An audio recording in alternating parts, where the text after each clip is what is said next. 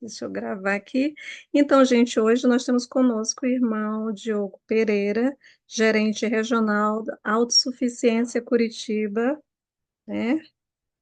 É graduado em RH, né? Pela UNA, pós-graduação em neuromarketing pela FPB, Educação Corporativa, Universidade do Norte do Paraná, e ele tem um MS na BYU, Brasil South Advisor. Então, irmão Diogo, por favor, é contigo. E só lembrando, gente, se alguém tiver uma pergunta, né, e quiser fazer uma perguntinha para o irmão Diogo, é só levantar a mãozinha, respeitando o tempinho, né? Senão a gente pode deixar para o final. Né? Irmão Diogo aí vai dizer como é que ele quer levar, se ele quer uma coisa mais formal, né? Tá Apresentar bem. tudo. Então é contigo, irmão. Beleza, muito obrigado. Eu estou com dois acessos aqui no Zoom, porque a câmera do computador não funcionou por algum motivo. Então, eu estou com a câmera aqui do celular, mas estou usando o Zoom aqui pelo computador, tá? Eu penso que quem quiser comentar alguma coisa, enfim, não precisa esperar para o final. Pode levantar a mãozinha aí que eu passo a palavra, né, para que a gente possa conversar, mas no final também, se tiver qualquer dúvida, enfim, algum comentário também, no final a gente pode abrir um tempinho, tá bem? Eu preparei uma apresentação aqui para vocês, e aí eu vou precisar da ajuda de vocês para lerem o conteúdo, e aí vocês vão lendo e a gente vai comentando, tá bom? Então, assim, eu gostaria que fosse algo bem participativo, tá? Eu vou chamando os nomes, assim, que eu vejo que estão aqui na tela, e a gente vai desenrolando aqui o nosso conteúdo, tá? Deixa eu compartilhar minha tela aqui, só um momentinho. Tá, ok. Acredito que agora você já deve estar vendo minha tela, né? Sim, irmão. Ótimo, muito bem. Deixa eu só ajeitar aqui para poder ver vocês também. Deixa eu puxar isso para cá. Peraí.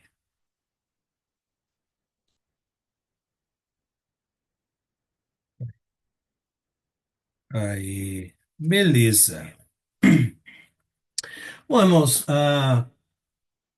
quando eu sugeri esse tema para a Surema, né, foi porque ah, a importância desse tema é a seguinte: muitas pessoas, quando ouvem falar sobre autossuficiência na igreja, logo relaciona a autossuficiência com os programas.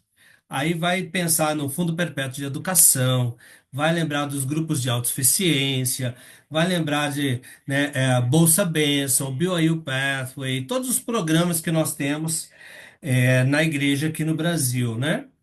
Mas a autossuficiência, ela não se resume aos programas. A autossuficiência é uma doutrina do Evangelho. Então, hoje eu gostaria de trazer mais esse lado doutrinário da autossuficiência. Não é meu objetivo aqui hoje falar sobre os programas da autossuficiência, tá? Isso aí depois, quem quiser, quem tiver curiosidade, quiser mais informações, pode me procurar ou procure um especialista de autossuficiência da sua estaca para conhecer mais sobre os programas. Hoje aqui eu gostaria de mergulharmos na doutrina da autossuficiência, porque é exatamente a doutrina da autossuficiência que embasa todos os programas de bem-estar e autossuficiência da igreja no mundo, tá? Então eu gostaria já de convidar uma primeira pessoa para ler para nós essa citação aqui do presidente Nelson. Deixa eu ver aqui. Bruna, pode ler para nós, por gentileza? Sim. O presidente Russell M. Nelson ensinou: a verdadeira autossuficiência espiritual nos aproxima de Deus. Ele nos dá forças para suportar e superar desafios, ao nos esforçarmos para seguir suas leis. Muito bem, então, tudo que eu vou trazer aqui hoje de princípios estão baseados nas palavras das autoridades gerais, está baseado também no manual de instrução, da igreja, especialmente o capítulo 22, tá? Então, quem tiver curiosidade, quem quiser conhecer mais sobre a doutrina de bem-estar e autossuficiência da igreja, como que essa doutrina ela é colocada na prática, o capítulo 22 do Manual de Instruções da Igreja fala exatamente sobre isso. E está à disposição de todos os membros da igreja, né? Então todos podem entrar, estudar e conhecer mais sobre a aplicação da doutrina. Bom, vamos lá primeiro, deixa eu mudar isso aqui um pouquinho. A definição do que é autossuficiência. Ela é definida como a capacidade, compromisso e esforço de prover as necessidades espirituais e materiais de si mesmo e de sua família. Então a gente vê que a autossuficiência, ela é sinônimo de ação, não é um dom. A autossuficiência é algo que você precisa conquistar, tá? Então a autossuficiência ela vem do seu esforço, do seu compromisso, da sua capacidade de fazer o quê? De prover as suas necessidades e também para a sua família e ainda ajudar a quem precisa. Então aqui já tem o primeiro princípio importante. Eu não busco me tornar autossuficiente apenas para ter uma vida mais confortável, mas eu busco ser autossuficiente para poder cuidar de mim, da minha família e ainda abençoar a todas as pessoas que precisam. Então, o esforço de se tornar autossuficiente é um esforço de se tornar mais capaz de servir ao Senhor. É um princípio, opa, desculpa, voltou aqui. É um princípio celestial, né? Então é muito mais do que recursos materiais, é um princípio celestial que nos aproxima de Cristo. E mais para frente eu vou falar um pouquinho sobre o exemplo de Cristo em relação à autossuficiência. Talentos únicos. O presidente Utidoff afirmou que Deus criou cada um de nós com talentos únicos para que possamos ser instrumentos em suas mãos ao aprender a cuidar de nós mesmos e de outros. Então, ser autossuficiente é um ato de caridade, é um ato de preparar-se para ser uma bênção na vida das pessoas. Não é só para mim, é para mim, mas também é para todas as pessoas que me rodeiam. Existe um discurso do presidente Marion D. Romney, que ele era conselheiro na primeira presidência, quando ele fez esse discurso, chamado A Natureza Celestial da Autossuficiência, e lá ele conta a história, né, das gaivotas simplórias. E o que que ele conta? Ele conta que em uma ilha existiam ali vários pescadores, e eles pescavam muitos peixes e eles eram sempre rodeados por muitas gaivotas. E essas gaivotas perceberam que elas poderiam roubar alguns peixes dos barcos. No início, ah, sim, era algo normal, né? Elas continuavam caçando os peixes na água e de vez em quando elas iam e roubavam um peixinho do barco. Até que, com o passar do tempo, elas perceberam que pegar o peixinho diretamente do barco dava menos trabalho do que pegar o peixinho diretamente da água. E elas passaram então a pegar, comer muito mais peixinho pegando do barco do que caçando ele na água. E o que que isso aconteceu? Aconteceu que aos poucos elas foram perdendo a capacidade de caçar.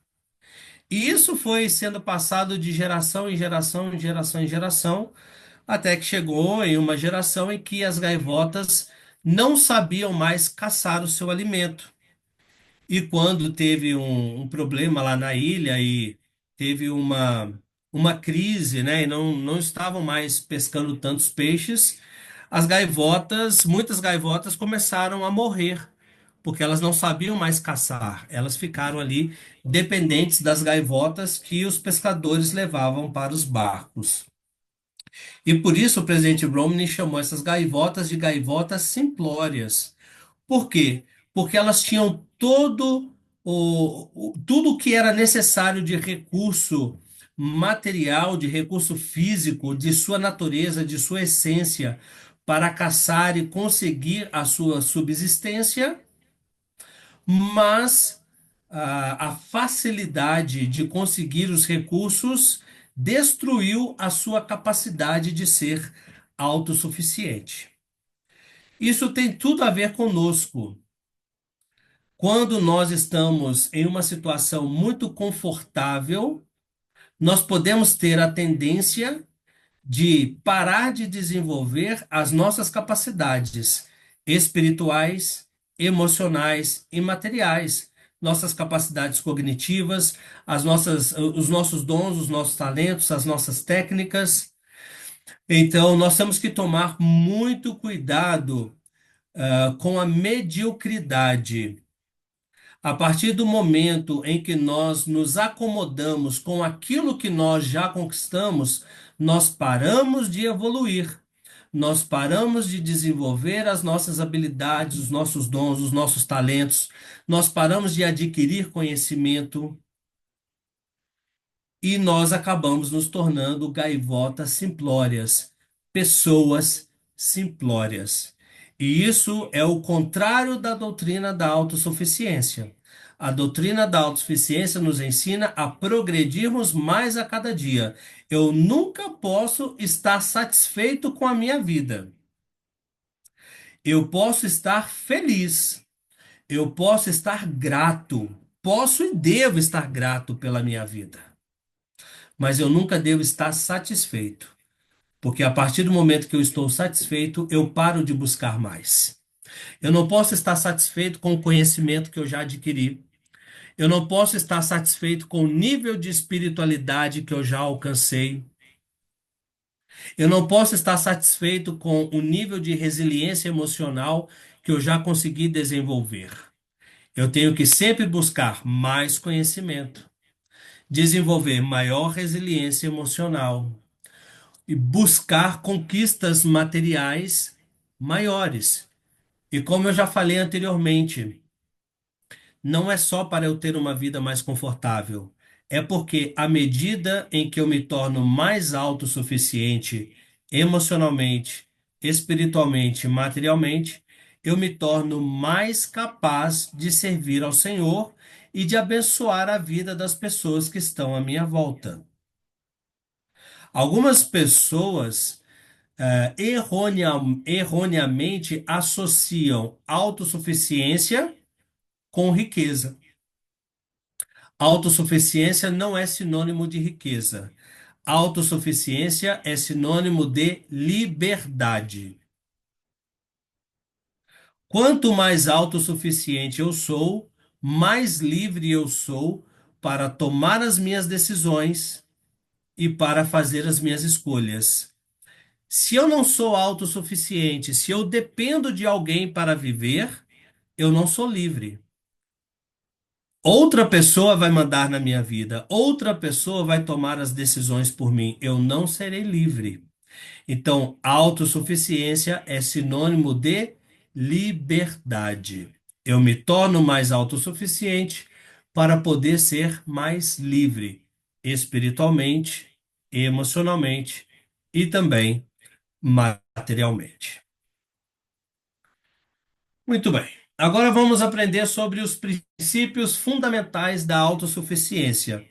Eu não sei se vai ficar muito pequeno aqui o texto, espero que não. Se ficar muito pequeno para ler, vou chamar alguém para ler. Se ficar muito pequeno, talvez eu mesmo leia, ou alguém que estiver no computador e puder, nos ajudar com a leitura, eu agradeço, tá bem? Vamos fazer um teste aqui, vamos ver. Mari Lima, você consegue ler? Você está no mudo.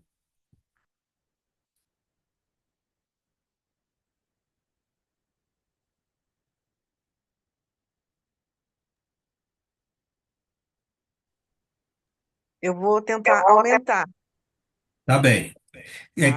Quem tiver no celular também, dá para dar um zoom na tela, tá? E aí você deixa o texto maior, Consegui.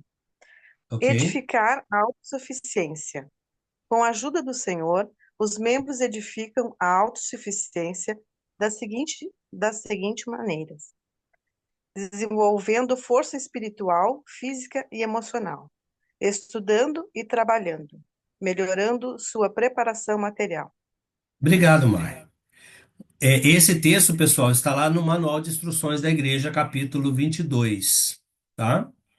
E depois também eu posso mandar essa apresentação para a Surema, compartilhar com vocês. Mas o que eu estou trazendo aqui não tem nada de novo, tá? Está tudo lá nos materiais e nos sites oficiais da igreja, tá bem? Força espiritual. O Salvador ensinou: todas as coisas são espirituais para mim. Em tempo algum vos dei qualquer lei que fosse terrena. Está lá em Doutrina e Convênios 29 e 34. Isso é muito importante, pessoal, de entendermos. Quando eu estou estudando, parece um ato material, físico, mas é um ato espiritual. Quando eu estou trabalhando, parece um ato físico, material, mas é um ato espiritual. Quando eu estou ministrando, é um ato espiritual. Toda vez que eu busco a minha autossuficiência, eu tenho que me lembrar de que eu estou cometendo um ato espiritual. Para o Senhor não há diferença entre o que é material e o que é espiritual. E vamos nos lembrar de que tudo que nós aprendemos e desenvolvemos nessa vida, nós vamos levar também lá para o reino celestial. Vamos falar um pouquinho sobre saúde física e emocional. Deixa eu ver aqui, acho que é a Rejane que ia ler para nós, não é, Rejane? É você? Ou eu confundi? Pode ser, pode Então, ser. tá bom, leia aí para nós, por gentileza. Saúde física e emocional. O Pai Celestial deseja que seus filhos desenvolvam saúde física e emocional.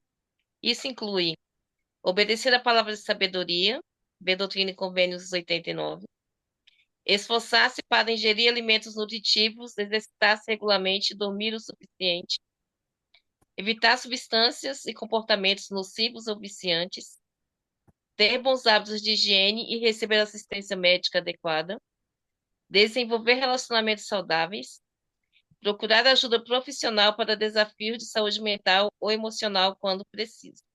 Obrigado, Rejane. Pessoal, se vocês quiserem fazer um checklist da sua autossuficiência, fazer um print desse slide aqui e verificar cada um desses pontos. Aí você vai poder verificar como está a sua autossuficiência. Lembrando que toda vez que falarmos de autossuficiência, você sempre vai lembrar de três coisas: autossuficiência espiritual, emocional e material. E vocês vão perceber que todos os programas da igreja relacionados a bem-estar e autossuficiência, eles sempre vão tratar dessas três dimensões: do espiritual, do emocional e também do material. Então vocês podem ver que todos os manuais da autossuficiência começam sempre com a parte espiritual.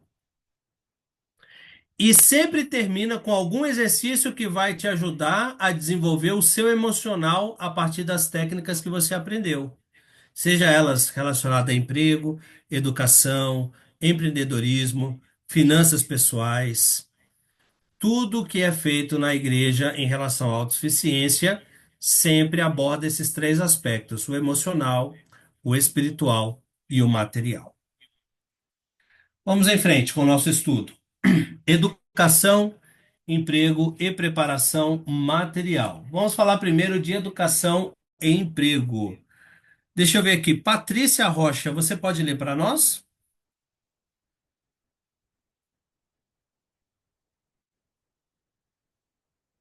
Posso sim. O Salvador ensinou: procurai conhecimento, sim, pelo estudo e também pela fé. A formação acadêmica ou curso profissionalizante pode levar a empregos melhores para que os membros possam prover suas necessidades pessoais e familiares. Obrigado, Patrícia. Bom, quando que eu devo parar de estudar? Nunca. A resposta é nunca, né? Procurar conhecimento pelo estudo e também pela fé. Se nós olharmos para o exemplo das autoridades gerais, nós vamos ver que ali não tem ninguém que parou de estudar. Ali são todos acadêmicos altamente graduados. Então, isso nos mostra, né? Isso nos testifica de que quanto mais preparado eu estiver, em termos de formação, em termos de conhecimento, em termos emocionais, espirituais, logicamente, maior será a minha capacidade de servir ao Senhor. Tá? Vamos falar um pouquinho então sobre. Opa, voltou? Peraí. Sobre finanças. Fábia Moura, pode ler para nós, por favor? Posso sim.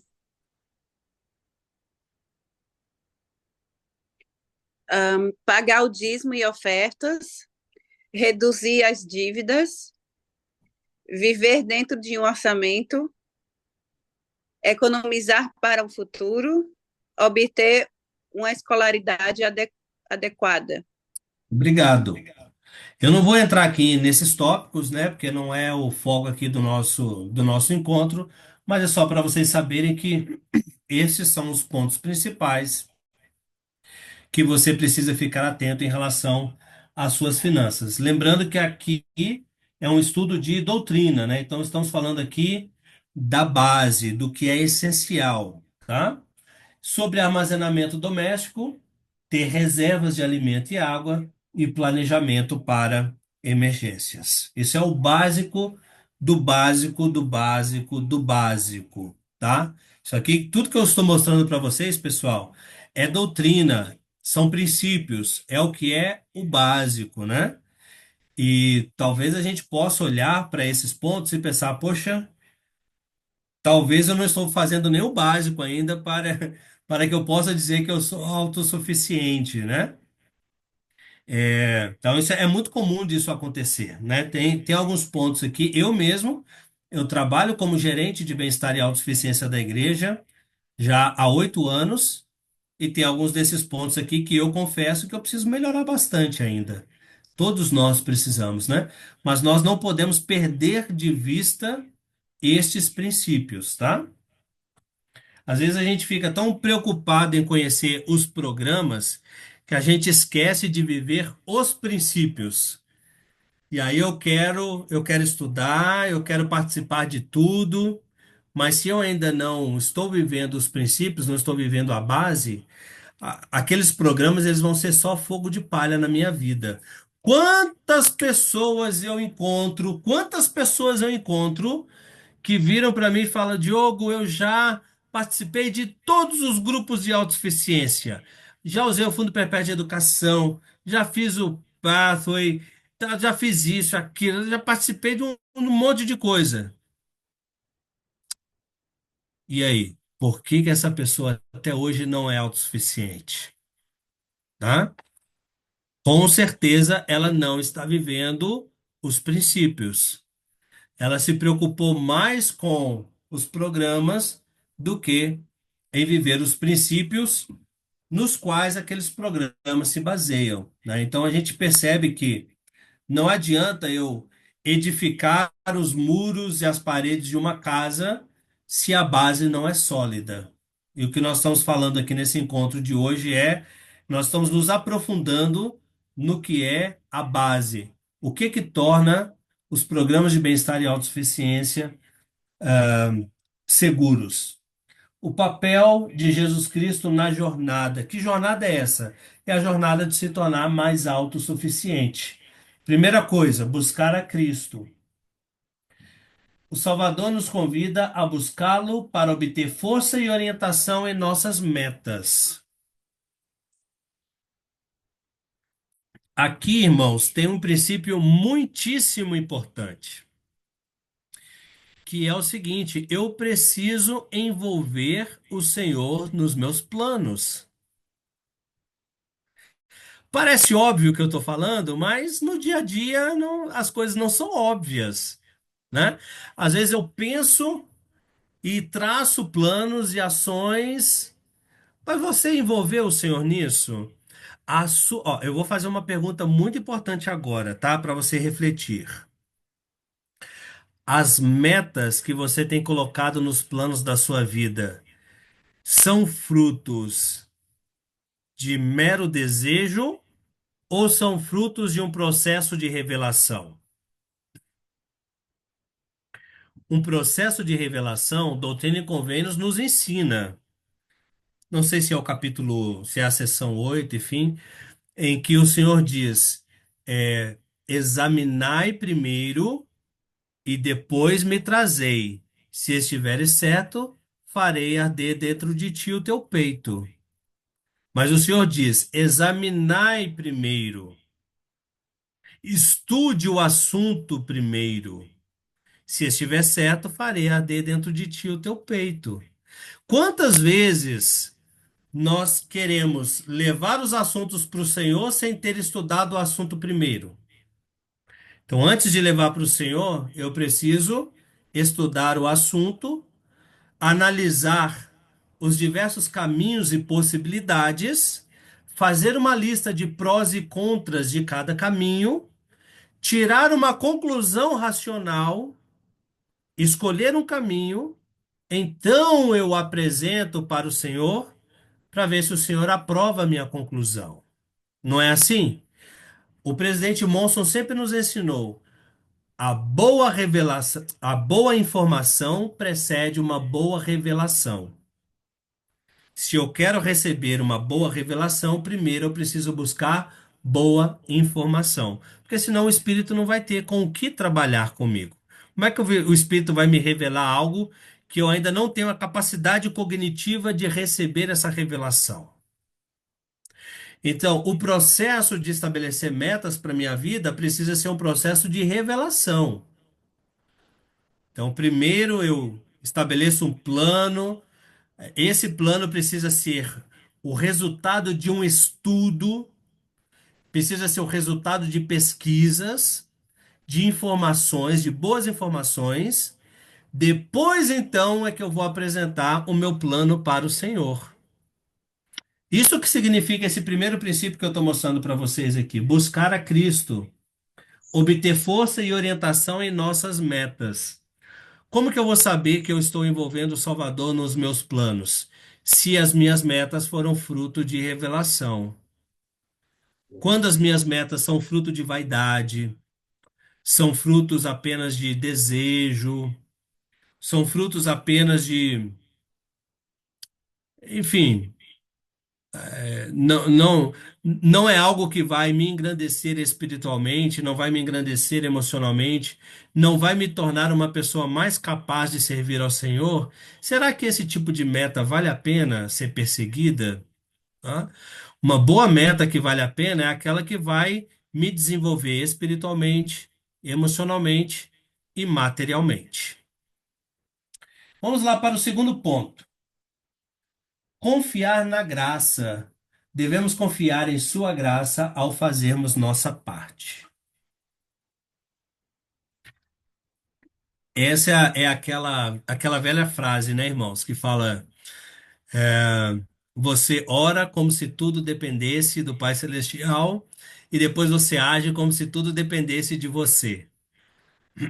E por que que você vai ter a coragem de fazer o que precisa ser feito? Porque você sabe que você tem um companheiro. Seu companheiro é o Salvador.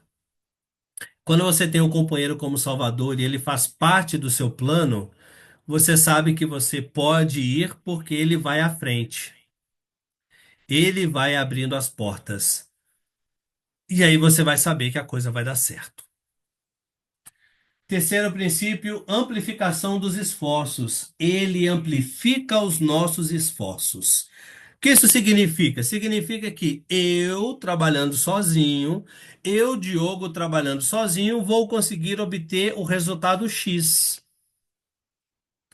Mas quando o meu plano é resultado de revelação, quando eu envolvo o Senhor nos meus planos e permito que Ele vá à frente, a minha capacidade de realizar as coisas é multiplicada por muitas vezes, porque o Senhor multiplica os meus esforços. Não é apenas a minha força. Quem sou eu? Eu sou um homem miserável. Mas quando eu ajo em nome do Senhor, aí eu me torno um discípulo de Jesus Cristo. E em nome dele todas as coisas podem acontecer. Irmãos, o que eu estou falando para vocês até aqui está fazendo sentido? Completamente. Sim. Sim. Então tá bom. Vamos seguir em frente então. Irmão, Oi, desculpa, diga. desculpa interromper, mas a gente Claro, tem à vontade. uma pergunta da Lu. Pergunta ou Opa, comentário, não sei. Luciene Washington. Oi, boa noite. Obrigada pela oportunidade. Nossa, irmão, você acabou de responder assim anos de frustração, porque por incrível que pareça, por isso que a gente tem que sempre estar buscando aprender mais, né, e ouvir mais. Eu fiz 56 anos dia 13. Eu sou formada, eu tive a bênção de ter vários dons que o Senhor me deu, mas eu fiz várias metas, eu fiz vários planos, comecei algumas coisas, mas eu não tinha me baseado da maneira que o irmão está falando. Eu não fiz as coisas, eu não fiz as metas em cima de revelação, eu não busquei revelação. Eu Uhum. achei que eu achei que eu tinha que usar a minha inteligência, a minha capacidade. Inclusive, quando falou assim, teve o discurso da conferência, né, que a gente não deve caminhar sozinho, né? Sim. E, e eu até fiquei pensando assim, mas senhor, como é que é isso, caminhar sozinho? Eu não estou entendendo. Eu fiquei sem compreender. E agora está sendo uma das respostas das minhas perguntas. Que bom. Porque eu fiquei frustrada esse tempo todo. Por que que as coisas não tinham dado certo? E tudo bem, eu cheguei a pensar nos pontos que o irmão falou, que muitas coisas é porque não vamos edificar espiritualmente, né? Às vezes é por mérito, orgulho, vaidade, né? São coisas Uhum. temporais, às vezes vão até nos afastar, e muitas vezes porque a gente não se aconselhou com o Senhor, e foi o meu caso, não me aconselhar com o Senhor. E Uhum. agora eu vi que é todo um trabalho, não é simplesmente eu vou lá, faço as metas e depois oro ao Senhor para realizar. Então, antes eu tinha que ter estudado, ter buscado inspiração, fazer as metas e depois buscar revelação, criar um planejamento e buscar revelação. Isso. Então, assim, e eu não fiz nada disso esses anos todos. Eu trabalhei nas metas, mas como qualquer outra pessoa, sem conhecer o Evangelho, faz só porque Uhum. tinha qualificação e conhecimento. Nunca tinha feito dessa forma.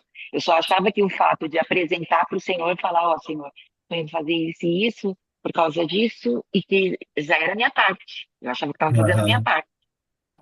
E agora Legal. você acabou de me dar uma resposta. Muito obrigada. Que bom. Obrigado a você por estar aqui hoje e participando, né? E E obrigado aí senti, por ter trazido seu relato. eu me senti, eu me senti totalmente estúpida, cega, ignorante agora, porque para a gente ver, né? Às vezes parece que a gente avança em algumas coisas e o Senhor sabe de todas as coisas, por que que Ele repete, por que que é tão repetido, né? Repetitivo, que às vezes fica assim, ah, eu Aham. já vi isso. Mas às vezes você viu, mas ainda não interiorizou, Aham. né? Perfeito. E foi o meu caso agora. Muito Perfeito. obrigada ao grupo. Sou muito grata ao Senhor por essa oportunidade, que agora vai ser diferente. Que bom. Que bom. Obrigada. Vamos em... Nada, imagina. Vamos em frente então. Pessoal, aqui eu separei alguns exemplos de autossuficiência nas escrituras, tá? Que eu acho que são interessantes aqui da gente, né, de nós relembrarmos, tá? Porque às vezes parece que a autossuficiência é um assunto novo, é um assunto. Não, é um assunto tão antigo quanto o mundo, né? Lá quando Adão e Eva estavam lá no jardim do Éden, o Senhor já ordenou que eles cuidassem do jardim. Ali já, né, já era para eles serem autossuficientes, né? Então, é um assunto tão antigo quanto a criação desse mundo em que nós vivemos, né?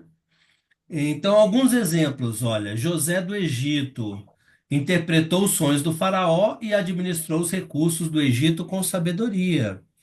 Irmãos, todos esses exemplos que eu vou trazer aqui, eu sugiro que vocês estudem esses exemplos, essas histórias, tá? E verifique assim, o que que essas pessoas fizeram para se tornarem autossuficientes? Como que elas se entregaram ao Senhor para que o Senhor pudesse magnificar os esforços delas, né? Como que foi o processo de revelação pelo qual eles passaram?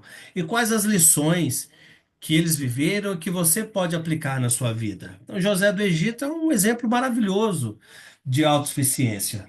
Depois, opa, calma. Depois nós temos aqui o rei Benjamim. Deixa eu voltar aqui. Peraí. Depois nós temos aqui o rei Benjamim como um exemplo, né? Ensinou seu povo a trabalhar e a ministrar aos necessitados. Nós temos um exemplo da viúva de Sarepta, que alimentou, compartilhou os seus escassos recursos com o profeta Elias.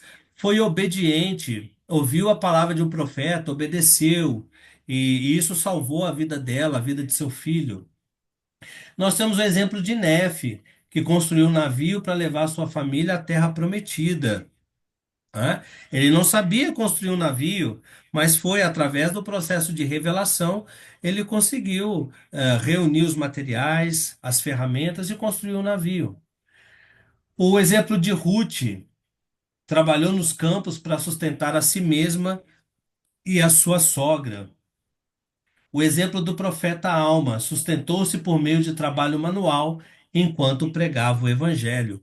Irmãos, as escrituras estão repletas de exemplos de pessoas que buscaram a autossuficiência, né? E aqui eu trouxe um foco mais material, físico, se vocês verem, né?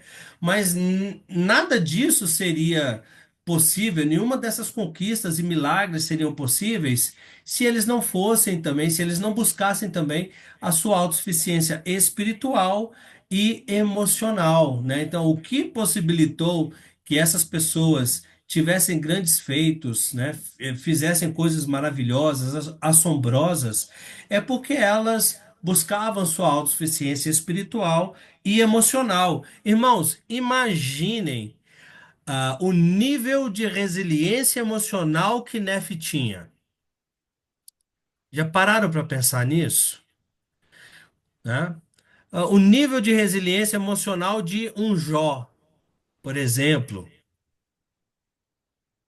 Né? Então, assim, são exemplos que são absurdos, né? Às vezes a gente olha para a vida dessas pessoas e a gente pensa, mas Nefe era um profeta, era um grande homem, e tal, mas ele não nasceu profeta.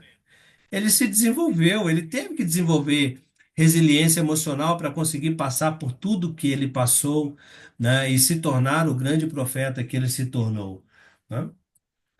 O presidente Gordon B. Hinckley declarou: o exemplo do rei Benjamim é um lembrete poderoso de como o trabalho e o serviço podem trazer paz e prosperidade. E nós sabemos quanto que aquele povo prosperou, quanto que eles eram industriosos, né? Eles viviam o evangelho, eles honravam o templo, eles honravam os profetas, e a gente vê quanto que eles prosperaram, né? E depois a gente viu, né? Depois que eles abandonaram o evangelho, caíram em ruína, inclusive materialmente. Exemplos de autossuficiência em Jesus Cristo, no Salvador. Espiritual, oração, estudo das Escrituras, resistência à tentação. Emocional, pense na resiliência do Salvador, a resiliência emocional durante o Getsemane.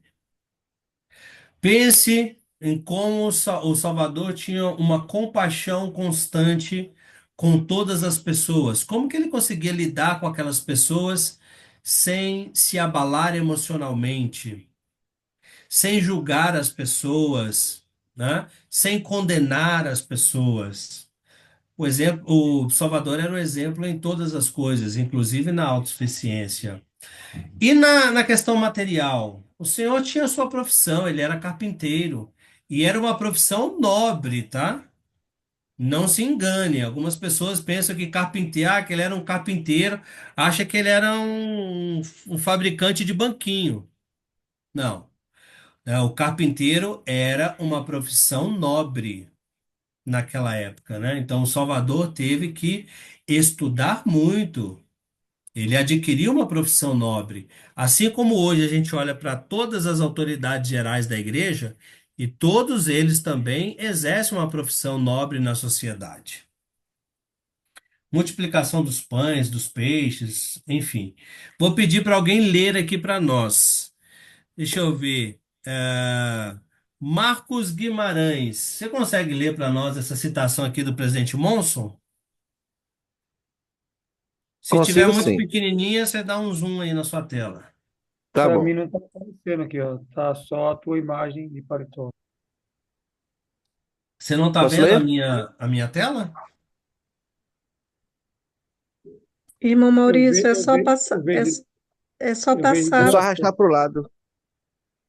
Ah, para o lado eu vejo. Ó, mas eu vejo duas conexões dele, que é uma dele com paletó e outra com ele falando ao vivo. Sim, mas você não Mas, está vendo a arrasta tela para a junto, direita, irmão. compartilhada?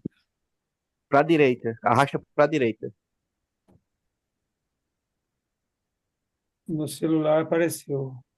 É, Só, Sim, na, ótimo. obrigada, irmão. só no computador aqui não. Que bom. Irmão Marcos, pode ler para nós, por favor? Posso sim. O presidente Thomas S. Monson declarou: Jesus Cristo é o exemplo perfeito de autossuficiência em todas as áreas da vida. Se- Perdão. Seguindo seus passos, podemos encontrar forças para alcançar nosso potencial divino. Irmão Marcos, pode continuar lendo, por gentileza? Posso sim.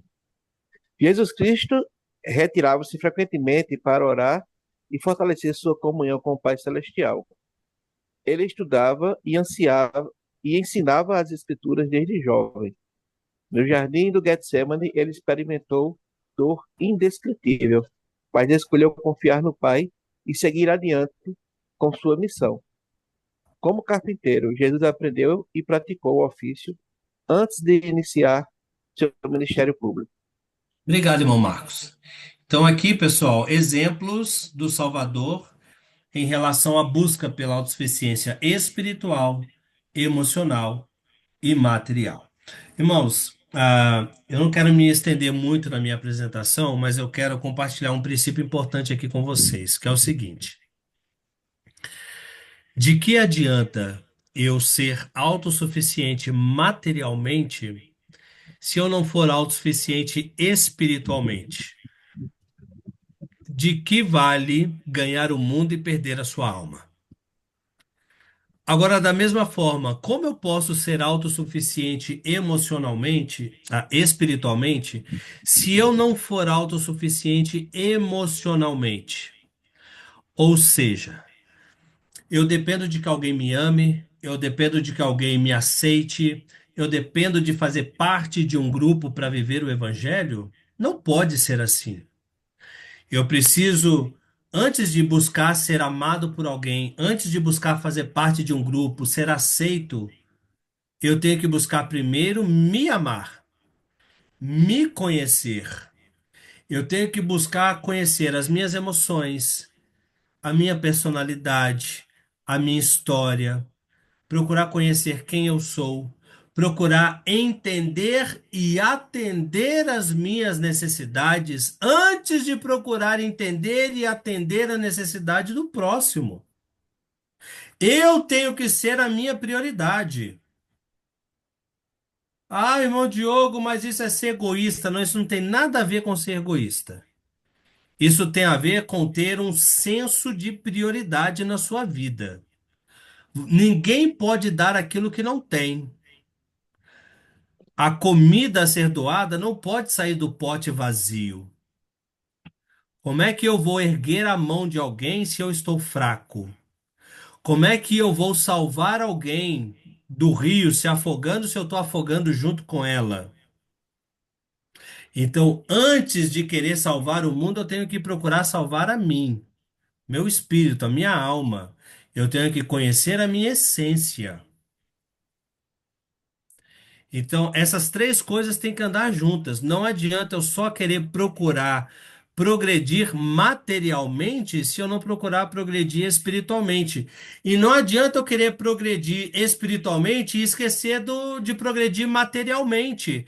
E não adianta eu querer progredir espiritualmente se eu esquecer de progredir emocionalmente. Essas três coisas precisam andar juntas. Eu não posso negligenciar nenhuma dessas partes na minha vida. Então, como é que eu vou saber se eu estou sendo autossuficiente? Eu tenho que saber se eu sou autossuficiente espiritual. Ou seja, eu não dependo de outras pessoas para viver o evangelho. Se todas as pessoas à minha volta pararem de viver o evangelho, ainda assim eu vou continuar vivendo, guardando os mandamentos e honrando os meus convênios. Muito bem. Irmã, Vânia, isso. levantou a mão, Vânia? Sim, Diga. boa noite. É porque eu fiquei aqui encafifada com uma coisa. O Hum. senhor falou sobre a gente, tudo que for fazer, tem que ser voltado para as coisas do aprendizado, tanto espiritual como material, como, enfim. E aí Isso. eu fiquei pensando, gente, eu quero fazer uma viagem que, a priori, pelo menos na minha cabeça, não tem nada a ver, nem com material, não vou aprender nada, não tem um curso, eu vou apenas para conhecer um lazer, uma coisa que eu quero muito fazer. Certo. E assim, aí eu fiquei pensando, será que é errado eu querer fazer isso? Ou eu tenho que mudar agora a minha viagem para fazer alguma coisa? Porque, por exemplo, eu viajo porque eu não moro perto de templo, eu viajo para o templo, estou fazendo Uhum. uma viagem espiritual. Então, às Ok. vezes, vou para congresso, é uma coisa para conhecimento secular, né? Material, Uhum. enfim. Mas uma viagem de lazer, uma viagem por prazer, por querer conhecer um local errado. Entendi a sua pergunta. Bom, vamos raciocinar juntos para chegar numa resposta? Primeiro, esta viagem te faz bem? Muito. Só Muito só de pensar nela, eu já fico muito feliz. legal, então. Essa viagem vai te ajudar a fortalecer a sua mente, a você ficar mais alegre, mais feliz, mais satisfeita. Vai ser uma conquista para a sua vida? Sim. Depois que eu planejei a viagem, as coisas que me estressavam, me irritavam, deixaram de ter importância. E toda vez que alguma coisa me irritava, eu pensava assim, vou viajar a tal lugar. E aí pronto, toda aquela angústia, minha agonia daquele momento ali passava, porque eu estava projetando já minhas férias e a viagem. Coisa boa. Tá vendo? Isso é maravilhoso, irmã Vânia. Isso vai te fortalecer emocionalmente. Com certeza vai te fortalecer espiritualmente também, porque você vai viver experiências, talvez vai conhecer pessoas novas, lugares novos, vai te fortalecer como pessoa, vai te dar um senso de realização, de conquista. Então imagina, claro que essa viagem vai te ajudar a se tornar mais autossuficiente, espiritualmente, emocionalmente e talvez até materialmente, porque você vai se tornar mais culta, mais vivida, né? Vai te trazer ali um conhecimento de novos lugares, de novas pessoas, novas experiências.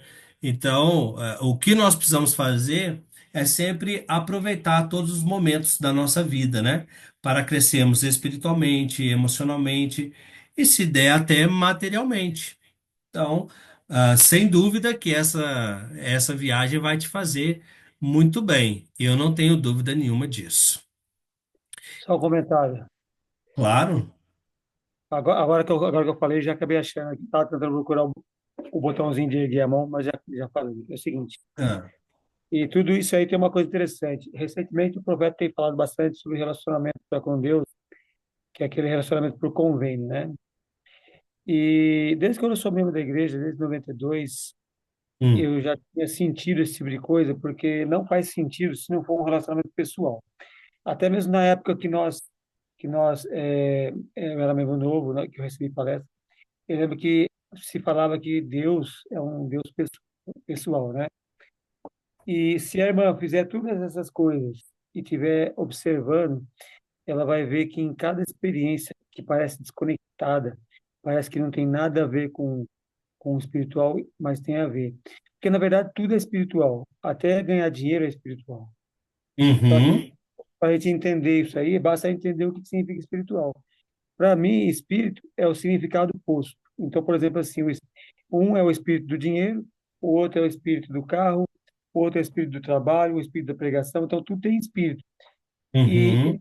esse espírito que eu busco em todas as coisas, eu sempre faço questionamento e negocio e faço as coisas com base em princípios. Por exemplo, assim, eu evito a ganância, né? O tempo todo. Situações em que eu estou vendo um cliente, por exemplo, que ele é taxado altamente, eu cobro o que é justo, né? É, Uhum. é uma questão muito pessoal, mas assim, começa a observar que em cada coisa Deus está presente, em cada coisa há aprendizado. Sim. Às vezes eu estou aqui, por exemplo, fazendo um plano de trabalho, porque eu estou fazendo uma transição profissional, e a voz do Senhor já falou na minha mente o seguinte: se você tiver qualquer interrupção, para. E ele fala qualquer. Quando ele fala qualquer, seja uma pessoa que ligou, seja a ex-mulher que chamou, o filho que chamou, ele fala para Uhum. parar. E acontece uma coisa interessante, que muitas vezes eu estou aqui focado, focado, focado, e não resolve, não resolve, não resolve. Aí alguém interrompe, aí eu sei que é para parar. Eu vou, paro, vou e vejo a questão da pessoa. Quando eu volto, aí a clareza vem, né? Então, Perfeito. assim, tem que ter muita paciência, porque nós temos uma dimensão de vida onde tudo pode fazer medo. Por exemplo, assim, se uma pessoa olha e vê a despensa vazia, imediatamente vai vir um sentimento ruim, de temor, tudo mais, porque já lembra de passar fome, né? Sim. Mas o Senhor pode treinar-nos para viver até mesmo sem o alimento. Porque Jesus falou que nem só de pão vive o homem. E isso é um assunto que geraria uma outra reunião de 5 horas, mas é um assunto interessante que o ser humano, ele vive também sem o alimento, né? É claro que a gente não vê casos por aí, né, de pessoas voluntárias, não vê muito aberto, mas é assim. A verdade é que Jesus falou para os seus discípulos não andar preocupado, sabe, com o dia de amanhã, o dia de amanhã se faz sozinho, que basta fazer no seu dia o seu momento, como ele disse, basta cada dia o seu mal. Eu creio que um bom estudo de coisas, né, uma boa mente planejando aquele momento ali, estabelecendo algumas coisas, eu creio que Certo. dá muita paz. Eu sinto bastante paz na vida por causa Irmão dessas coisas Maurício, obrigado, viu? que Obrigado falou. pelos seus comentários. Muito bem, pessoal, vamos em frente então. Trouxe aqui, para a gente finalizar, alguns exemplos, assim como eu trouxe exemplos das Escrituras, eu trouxe também exemplos, de ações da igreja, né? A igreja já passou por várias crises financeiras, né? E eu trouxe algumas delas aqui, né? Então, por exemplo, ó, 1837, a crise do banco Kirtland Safety Society. A solução: trabalho árduo e fortalecimento da fé para superar as perdas materiais. 1846 a 1857, a travessia do Oeste e a colonização em Utah. A solução foi trabalho conjunto, armazenamento de alimentos para emergências. Você sabia que foi daí que surgiu, né, o Fundo para Imigração, né, para que as pessoas conseguissem migrar para Utah? Isso aqui é só um parêntese, uma curiosidade, tá? E foi esse fundo de imigração que depois inspirou o presidente Hinckley, né, a primeira presidência, a criar o Fundo Perpétuo de Educação. O Fundo Perpétuo de Educação foi baseado no Fundo de Imigração. Olha que interessante, né? É o mesmo princípio, né, de ajudar as pessoas a chegarem onde nós já estamos. Olha como isso é profundo, né? Inclusive no discurso que o presidente Hinckley anunciou o Fundo Perpétuo lá em 2001, ele fala, né, que o Fundo Perpétuo não é um programa de estudo, ele é um programa de emprego. Então você pode ver que ali os cursos que você pode utilizar o Fundo Perpétuo são cursos que vão te trazer alta empregabilidade. Por isso que algumas pessoas não entendem. Por que que eu não posso usar o Fundo Perpétuo para o curso X ou para o curso Y que eu quero? Porque o Fundo Perpétuo ele não foi feito para financiar a sua vida acadêmica. Se fosse assim, você poderia pegar para qualquer curso que você queira. O Fundo Perpétuo ele foi criado para te ajudar a melhorar a sua empregabilidade. Então, ele só vai poder ser usado em cursos que vão melhorar a empregabilidade lá na região onde você mora, né? Então, aí tem um princípio muito importante, né? Que o presidente Hinckley diz que ele via muitos missionários que voltavam de missão. Aqueles que voltavam para os Estados Unidos voltavam para uma vida fácil, confortável, estável, sólida, com um futuro brilhante pela frente, com todas as facilidades que os Estados Unidos oferecem.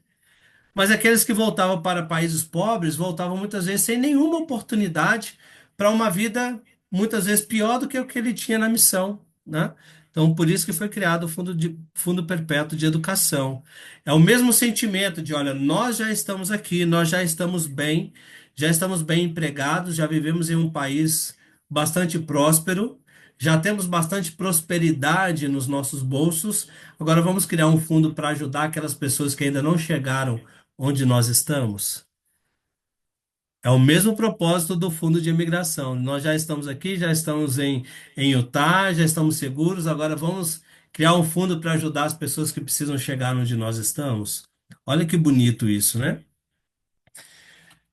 Depois, 1890, 1898, dívidas da igreja. A solução foi ênfase no pagamento do dízimo e permitindo uma recuperação financeira. 1930 a 1936 teve a Grande Depressão. A solução foi o lançamento do programa de bem-estar com fazendas e armazéns do bispo. Então, esses programas de bem-estar começaram nessa época, né? E hoje a igreja não sei se é a maior, mas uma das maiores organizações em termos de preparação para desastres, calamidades, assim, para dar respostas bem rápidas, né? Isso no mundo todo. Não sei se vocês sabem, mas aqui no Brasil a igreja tem uma fazenda que fica ali em Unai, em Minas Gerais, pertinho ali de Goiás, e é uma fazenda mesmo da igreja, e chamada, é uma outra empresa, né? Uma empresa da igreja chamada Agroreservas, e eles têm uma fazenda ali de primeiríssimo mundo. É um dos investimentos que a igreja faz. Então a gente vê que a igreja ela procura também diversificar os seus investimentos. Isso traz uma solidez, né? Então, como que a igreja consegue multiplicar os seus fundos e continuar abençoando os seus membros e abençoando a outras organizações que fazem trabalhos importantes na sociedade? Por que que a igreja tem essa força, né? Porque a igreja aprendeu através desses eventos de crise a utilizar e a viver os princípios da autossuficiência. Ela vive isso até hoje, né? Pandemia da Covid-19, 2020, a solução foi o uso de reservas financeiras para ajuda humanitária e incentivo à autossuficiência dos membros, tá? Então, a igreja esteve preparada e foi muito importante em várias partes do mundo, inclusive aqui no Brasil, através dos seus serviços humanitários, na ajuda a hospitais, a governos. Gente, nós não temos ideia de tudo que a igreja faz, né? De todas as ajudas que a igreja faz no mundo. Aqui no Brasil, por exemplo, né, nós do Departamento de Autossuficiência, nós estamos lutando para dar publicidade às ações humanitárias da igreja aqui no Brasil. Se vocês seguirem as redes sociais da Autossuficiência Brasil, no Facebook, no Instagram, vocês vão ver várias notícias de projetos humanitários da igreja aqui no Brasil. Mas eu garanto para vocês que a gente não consegue dar publicidade em tudo que a igreja faz. Com certeza não. Em cada crise, a igreja reforçou os princípios da autossuficiência espiritual e material.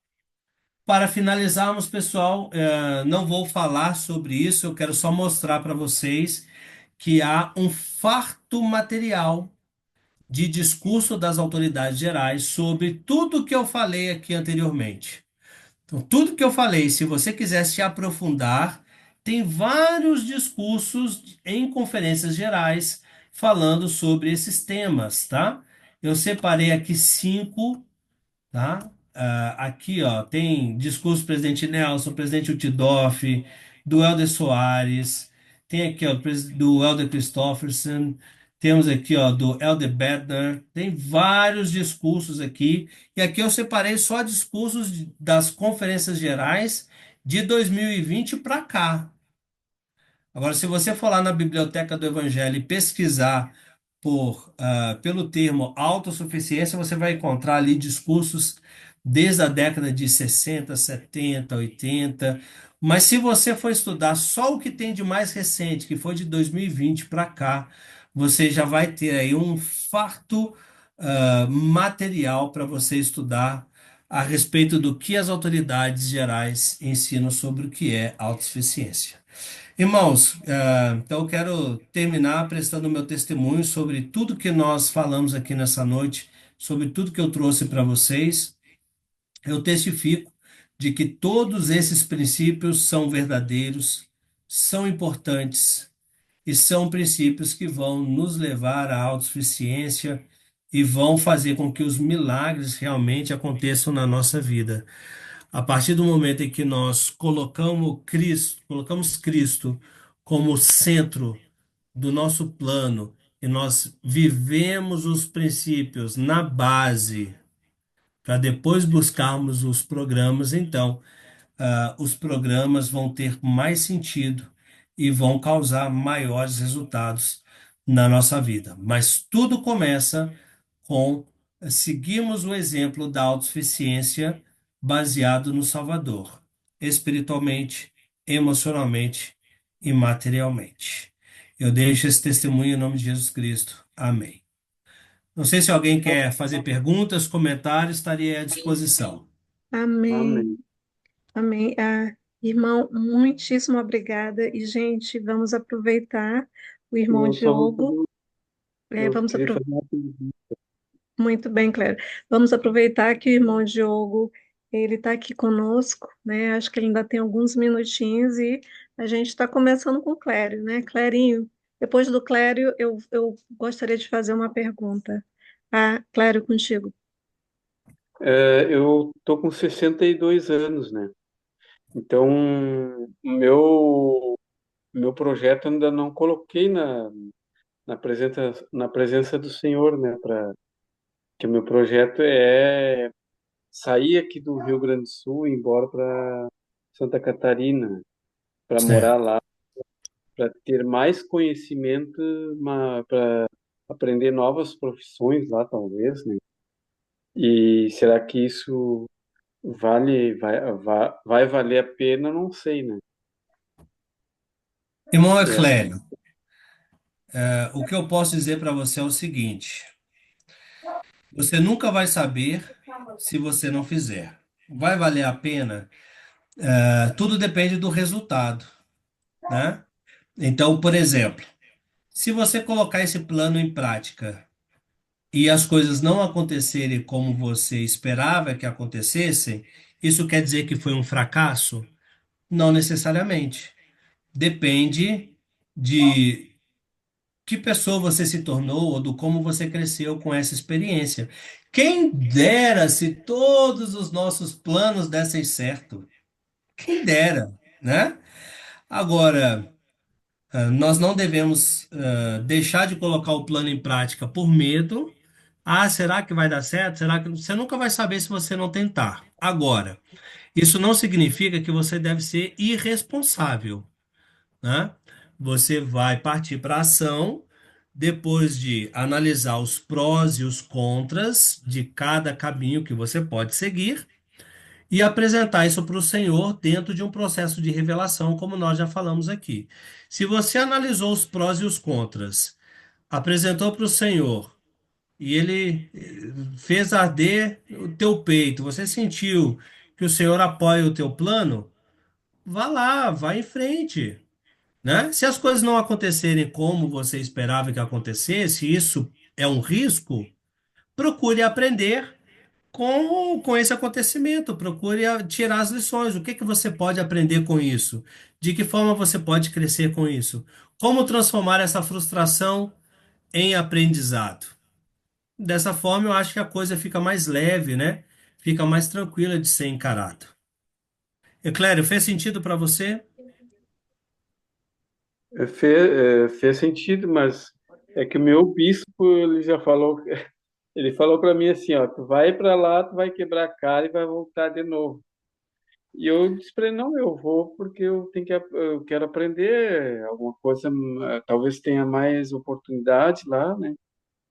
Aí ele tá assim, ele disse que eu vou para lá e não vai dar certo, mas se eu não for, eu não vou saber se deu certo ou não.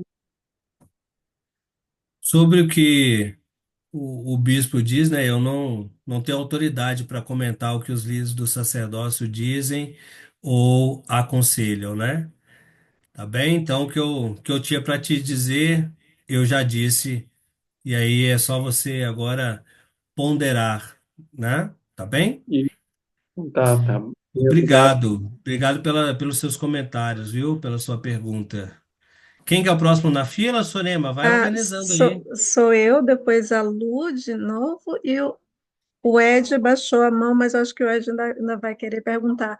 Mas é engraçado que quando o Clério falou, eu digo, opa, quero ver como é que o irmão Diogo vai sair dessa, porque agora entrou a autoridade eclesiástica. Mas a coisa que tudo volta para um ponto, Clério, é você e Deus, né? O bispo, ele como, mas enfim, o irmão Diogo já direcionou isso.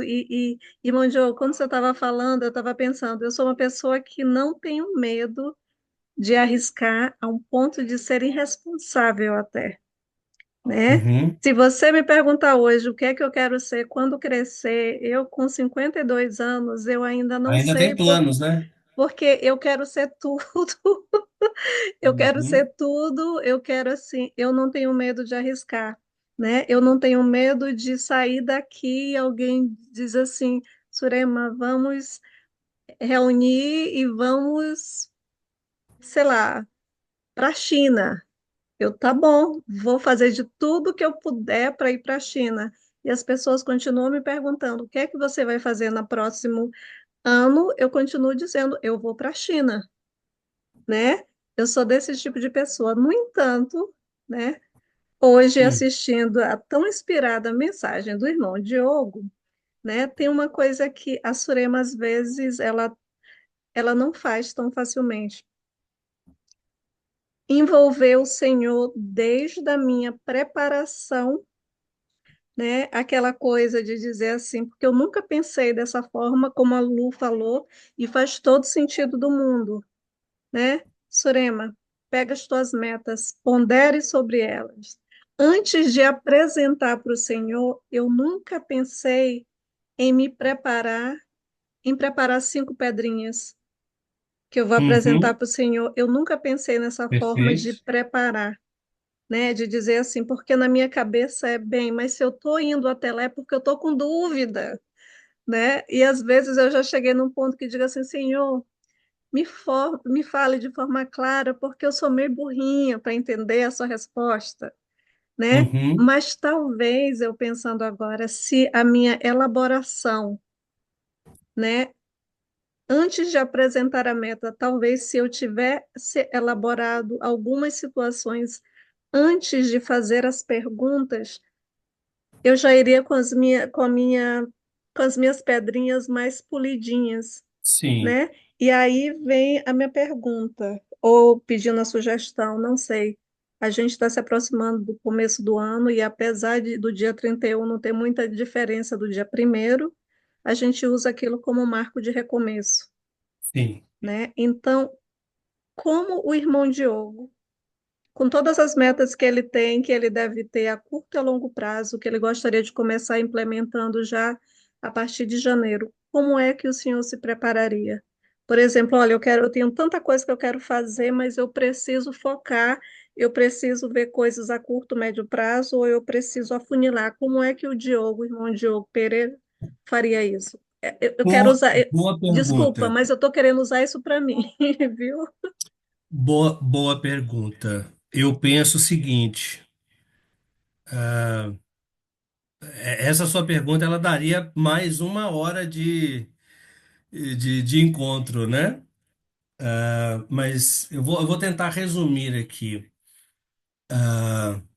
Acho que tudo parte da visão de onde você quer chegar, né? O presidente Monson sempre falava isso, né? Ele gostava de fazer analogia lá da Alice do País das Maravilhas, quando ela encontra com o gato e pergunta para onde você quer ir, a qualquer caminho basta, né? Se você não sabe onde você quer chegar, qualquer caminho vai te servir, né?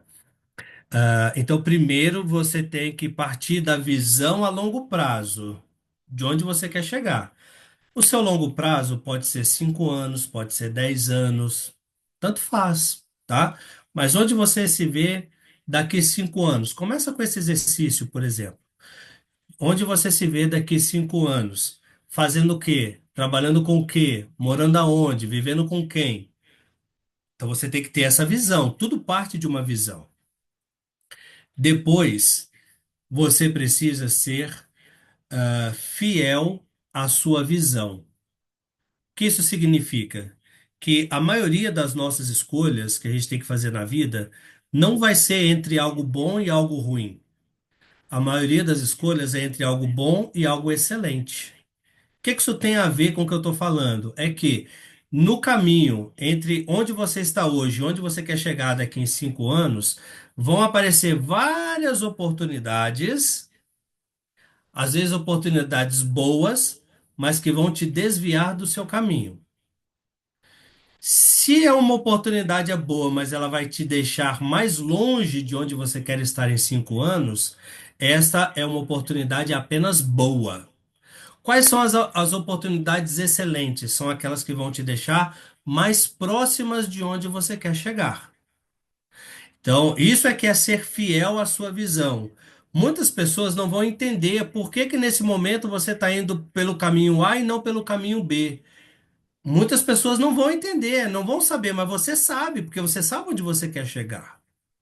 Então você vai saber. Então, nesse momento, eu não posso me desviar do caminho. Porque, ó, eu tô indo é para cá, eu não tô indo para lá. O que que isso tem a ver com planejamento? Quando você for fazer o seu planejamento, você precisa ter a visão de onde você quer chegar. Depois você vai quebrar essa visão em marcos, né? Então, se é 5 anos, então onde você quer, para você chegar aqui em 5 anos, onde você precisa estar em 4 anos? Depois, onde você precisa estar em 3 anos, em 2 anos, em um ano, em 6 meses, em 3 meses, em um mês, em uma semana. Então, você vai fazendo essa quebra. Então, ou seja, tudo que for daqui para baixo, todas as metas que você estabelecer daqui para baixo, a meta de uma semana, um mês, um trimestre, 6 meses, um ano, 2 anos, 3 anos, até 5 anos, elas têm que ser degraus para você chegar aqui onde você quer chegar em 5 anos. O que que acontece muitas vezes? Eu fico estabelecendo um monte de metas aqui embaixo que não vão me deixar mais próximo de onde eu quero chegar em 5 anos. Aí eu fico criando um monte de metas aqui, eu fico igual uma barata tonta, não sai do lugar, não sai do lugar, não sai do lugar, e eu não vou chegar aqui. Aí os 5 anos vão passar. E por que que eu não cheguei aqui? Porque as metas que eu estabeleci aqui de curto prazo e médio prazo não estão alinhadas com a minha meta de longo prazo. A minha meta de longo prazo tem que ser o meu mestre. As metas de médio prazo e curto prazo são os escravos do mestre. Elas vivem para servir a meta de 5 anos. Se você não tiver essa visão, você vai se perder no meio do caminho, porque vão aparecer um monte de oportunidades boas que podem te desviar de onde você quer chegar em 5 anos. Então, Surema, não importa se hoje é dia 15 de dezembro e se daqui o tempo vai ser dia 31, dia 1º, não importa qual é a data do ano, o que importa é o que você está estabelecendo está te deixando mais próximo de onde você quer chegar em 5 anos? Porque essa coisa de, é um novo ano, pode ser legal assim, para, tipo, é um recomeço. Legal, bacana. Mas o problema é que isso também, você pode se enganar esperando, o ano já acabou mesmo, agora eu vou esperar chegar janeiro para começar. Ah, dezembro já está perdido. 2024 já está perdido. Nós fizemos uma postagem esses dias lá no Instagram da Autossuficiência. Inclusive, quem não está seguindo as redes sociais da Autossuficiência, se arrependa, irmão. Se arrependa, tá? Vá lá, Autossuficiência Brasil, Facebook, Instagram. Nós fizemos uma postagem na semana passada sobre o curso de inglês que nós temos, que é o English Connect. Nós temos todo o English Connect gravado lá no nosso canal do YouTube. Já tá lá, é só você entrar e acessar as aulas.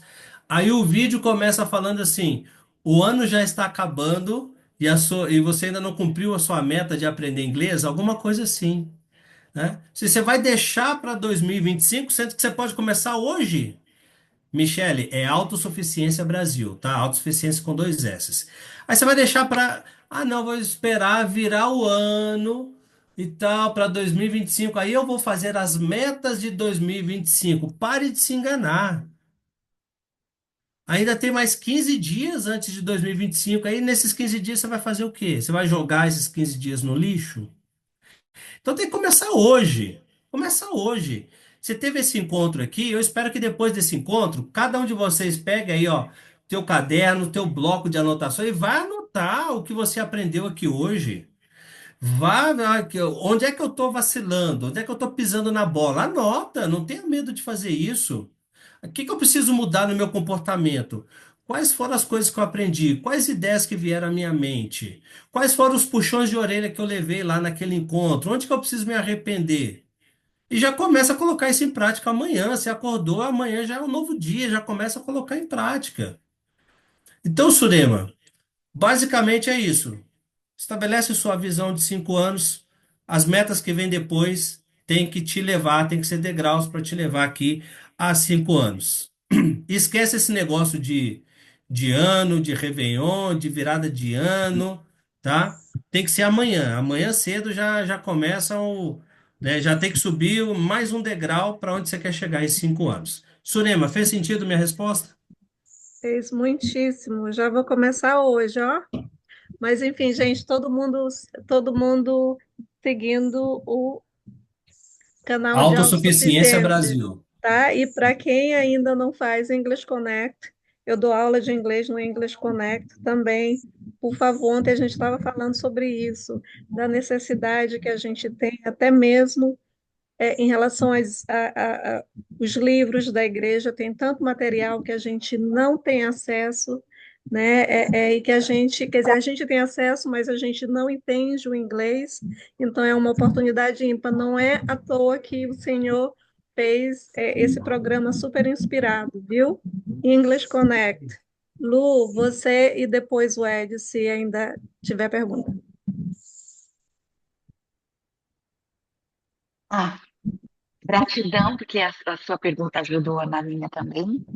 Mas, assim, uma duvidazinha que ficou quando o irmão estava falando com outro irmão é assim: ele falou para a pessoa ir fazer, né? Só que, pelo que eu tinha entendido do irmão falando anteriormente, é que primeiro a gente devia estudar, né? Se isso vai nos aproximar do Senhor, pedir, procurar inspiração, depois fazer o planejamento, pedir revelação e aí ir atrás. Eu entendi certo? Sim. Ah, então. Porque aí, se o Senhor der revelação, eu tenho muito mais probabilidade de dar certo do que não dar certo, né? Porque Claro. eu Isso acredito que mesmo. eu me frustrei porque eu segui meu próprio intento. Eu não, Uhum, eu achei que eu estava usando minha inteligência, que era isso que o Pai Celestial queria. Em nenhum momento eu uhum. coloquei para ele, né? Sim. Então, Isso no aí. caso, então, no caso, assim, por exemplo, tem acontecido coisas que parece que é o Pai Celestial me abrindo os olhos, me mostrando o que eu tenho perguntado. Então, agora eu já vou fazer minhas metas em cima disso, que eu já tenho perguntado ao Senhor, tenho analisado, tem acontecido coisas assim que só falta vir dar um chacoalhão. Então, assim, e Hum? agora o irmão falando ajudou mais ainda.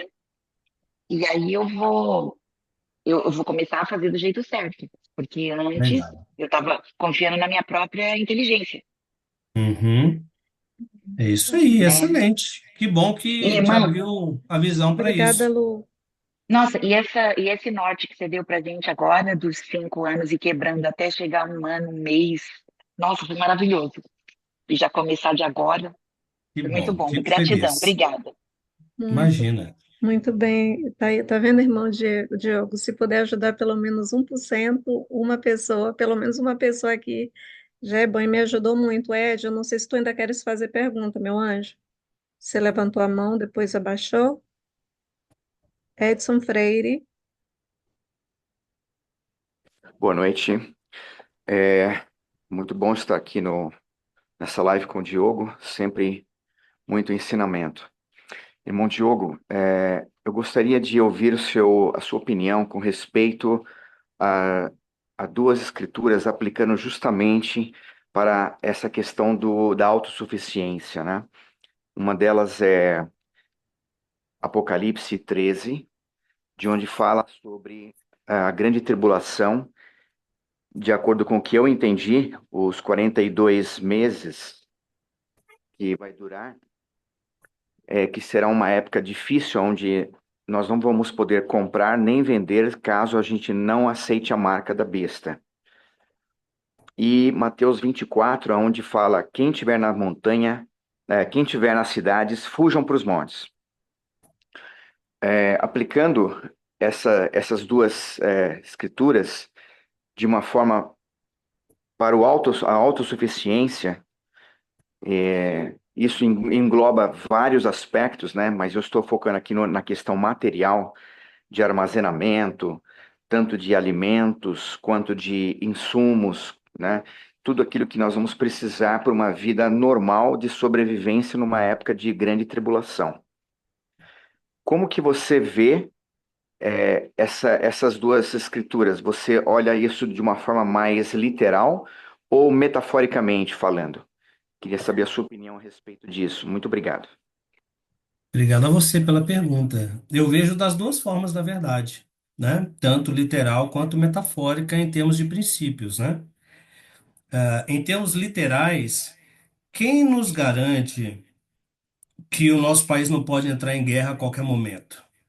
Quem nos garante que o nosso país não pode ser invadido a qualquer momento? Quem nos garante que não haja uma nova pandemia mundial? Quem nos garante que não vai haver uma nova greve dos caminhoneiros? Basta ter uma greve dos caminhoneiros e parou o nosso país, né? Então, nós precisamos estar preparados, em todos os aspectos da vida, né? Precisamos estar preparados, espiritualmente, com a nossa reserva espiritual, porque pode acontecer de onde você mora você não poder se reunir na capela. Assim como já aconteceu durante a pandemia, nós não podíamos ir para a capela. Então você precisa ter uma reserva espiritual. E não é à toa que muitas pessoas se afastaram da igreja durante a pandemia e não voltaram depois que as reuniões voltaram, né? Então a gente sabe que houve um decréscimo, de uma maneira geral, na frequência à reunião sacramental depois da pandemia. Você precisa também ter a sua reserva emocional, né? Sua resiliência emocional. Porque você não pode depender de outras pessoas, você não sabe o que vai acontecer, você não sabe onde você vai estar, você não sabe se você vai ter emprego. E você precisa ter a sua reserva material, você precisa ter os seus alimentos. Gente, quantos anos a igreja nos ensina a fazermos um armazenamento? Armazenamento de alimento, de água, né? Armazenamento de dinheiro. Você precisa ter a sua reserva financeira, né?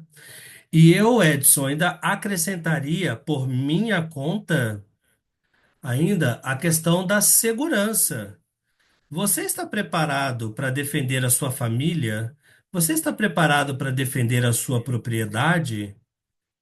No momento de caos, você está preparado para isso? Você tem condições físicas para defender a sua família, defender a sua casa, defender as pessoas que você ama? Tem que pensar nisso também, né?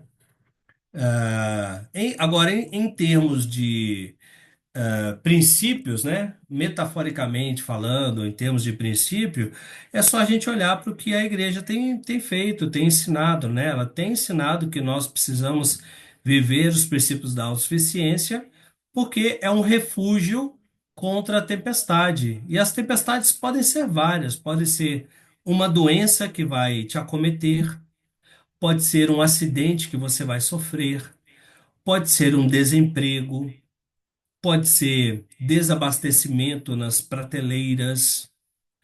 Então, Edson, eu acho que, acho não, eu acredito que essas duas escrituras nos ensinam que nós precisamos ter o senso de urgência.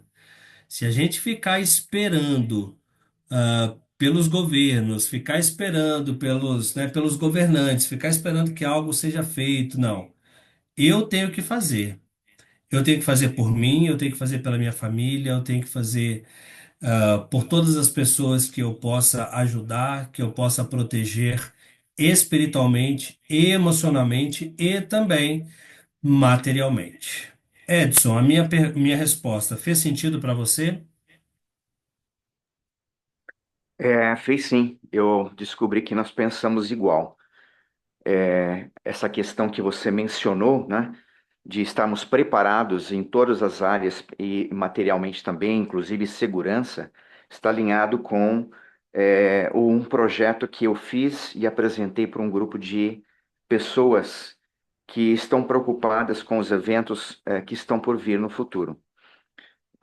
Alguns de meus amigos já estão iniciando seus próprios projetos, né?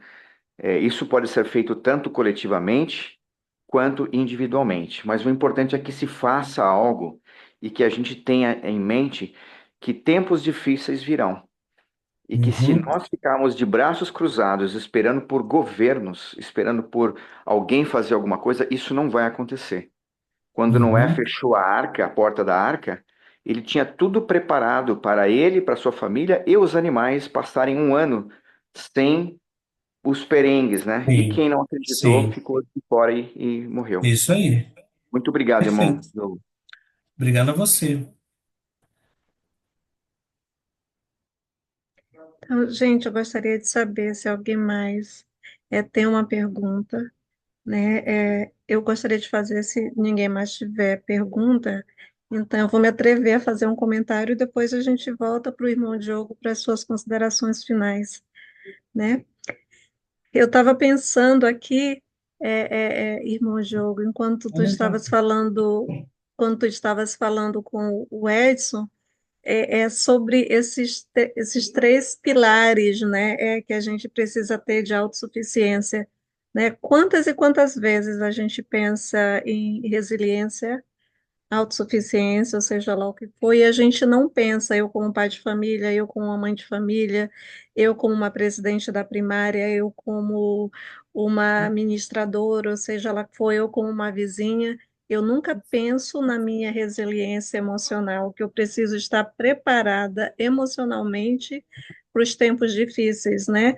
Preparada Uhum. emocionalmente para ajudar minha família, meus amigos, e Sim. seja lá o que for, a gente sempre pensa no âmbito material, né? E Uhum. aí, quando tu estavas respondendo o Diogo, eu estava, caramba, né? É uma parte que a gente só fala em depressão, ou que os filhos têm muita coisa acontecendo, e a gente não pensa de fato em se preparar para os dias difíceis que vão vir, né? Perto da segunda vinda, tanto espiritual, financeiro, mas também emocional, né? A pressão que eu vou ter, como é que eu vou me preparar também para ajudar a minha saúde mental nesse momento. E aí eu estava pensando, Sim. nossa, Sorema, né? E aí, isso aqui já é para fechar falando de preparação para a nossa era milenial, ou seja, essa semana eu estava lendo a quantidade de terrenos e de a riqueza em si da igreja, né? Até março de 2024, a igreja já tinha não estou falando de ação, não estou falando em terreno, mas em dinheiro tinha já, eu acho que a última estimativa foi 240 bilhões de dólares, né, no estado da Flórida. Eu estou hoje na Flórida. Eu estou a umas 2 horas de St. Cloud, daquela grande fazenda que ele tem aqui, que é mais ou menos, que a igreja tem aqui, que é mais ou menos 1.200 quilômetros, essa fazenda, né? Tipo, quase 3%, a igreja aqui no estado da Flórida tem quase 3% do terreno, né, do estado, e nos Estados Unidos chega a quase 2%. Eu acho que é 1,7 ou 1,8, né, do território, fora em outros lugares do mundo. Como a igreja ela está se preparando materialmente para os eventos que vão acontecer nos últimos tempos, né? E para membros e para as pessoas que aqui talvez estejam pensando, nossa, a igreja não precisa de tudo isso. É importante a gente ver só como os líderes da igreja hoje vivem.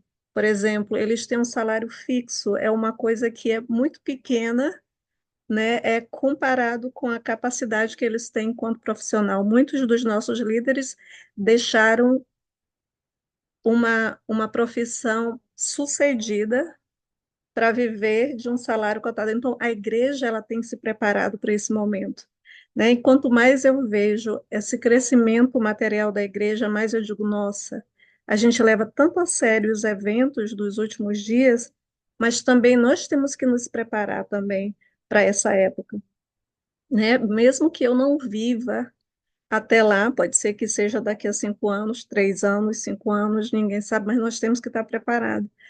E a gente nunca pensa nessa preparação, a gente pensa sempre do lado monetário da coisa, ou espiritual, mas eu nunca tinha me tocado para o lado emocional, né? Surema, te prepara emocionalmente para isso, porque o negócio não vai ser fácil. Mas, enfim, irmão Diego, foi só um comentário longo. Então, eu gostaria de deixar agora para ti, para as considerações finais. Depois do irmão Diogo, a gente vai ter.